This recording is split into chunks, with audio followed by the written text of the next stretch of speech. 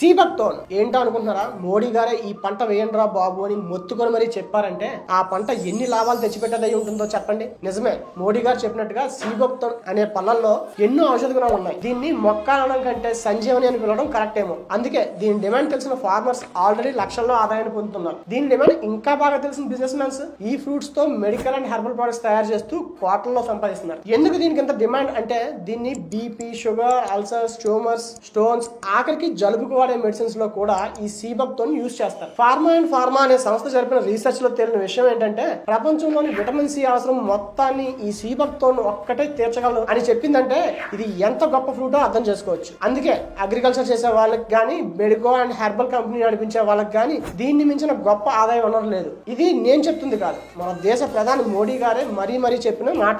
ఈ సీబక్తోన్ అరకు, లంబసింగి వంటి hill stations లో అలానే మంచు ప్రాంతాల్లో అయితే దిగుబడి చాలా అధికంగా ఉంటుంది.